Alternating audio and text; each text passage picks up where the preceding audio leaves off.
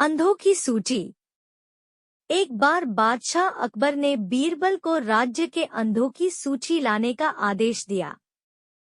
एक दिन में ये कार्य असंभव था, इसलिए बीरबल ने अकबर से 1 सप्ताह का समय मांग लिया। अगले दिन बीरबल दरबार में उपस्थित नहीं हुआ।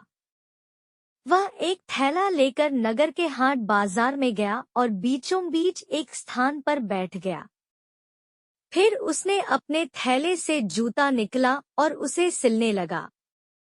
आते जाते लोगों ने जब बीरबल को जूता सिलते हुए देखा तो हैरत में पड़ गए। बादशाह अकबर के सलाहकार और राज्य के सबसे बड़े विद्वान व्यक्ति के बीच बाजार बैठकर जूते सिलने की बात किसी के गले नहीं उतर रही थी। कई लोगों से रहा नहीं गया और वे बीरबल से पूछ ही बैठे, महाशय, ये आप क्या कर रहे हैं? इस सवाल का जवाब देने के बजाय बीरबल ने अपने थैले में से एक कागज निकाला और उसमें कुछ लिखने लगा।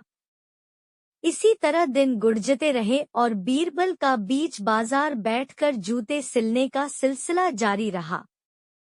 ये आप क्या कर रहे हैं?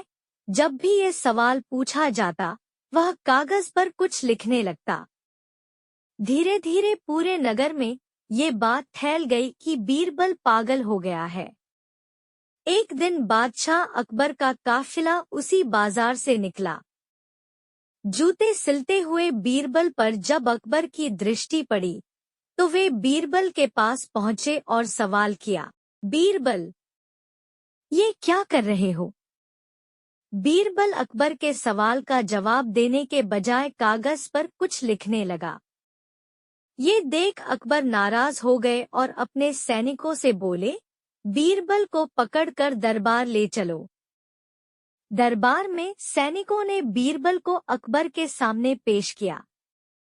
अकबर बीरबल से बोले, पूरे नगर में ये बात फैली हुई है कि तुम पागल हो गए हो। आज तो हमने भी देख दिया। क्या हो गया है तुम्हें? जवाब में बीरबल ने एक सूची अकबर की ओर बढ़ा दी। अकबर हैरत से उस सूची को देखने लगे। तब बीरबल बोला, जहां पनाह, आपके आदेश अनुसार राज्य के अंधों की सूची तैयार है।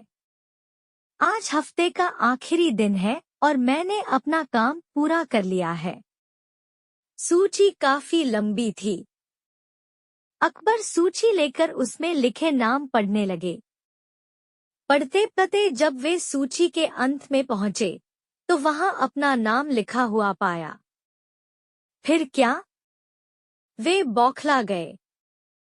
बीरबल, तुम्हारी जरूरत कैसे हुई हमारा नाम इस सूची में डालने की? अकबर बीरबल पर बिफरने लगे। गुस्सा शांत करें हुजूर, मैं सब बता रहा हूँ, कहकर बीरबल बताने लगा। बादशाह सलामत, पिछले 1 सप्ताह से मैं रोज बीच बाजार जाकर जूते सिल रहा था। मेरे क्रियाकलाप हर आते जाते व्यक्ति को नजर आ रहे थे। इस पर भी वे आकर मुझसे पूछते कि मैं क्या कर रहा हूँ और मैं उनका नाम अंधों की सूची में डाल देता। सब आंखें होते हुए भी अंधे थे हुजूर। गुस्ताखी माफ हुजूर, ये सवाल आपने भी किया था, इसलिए आपका नाम भी इस सूची में है।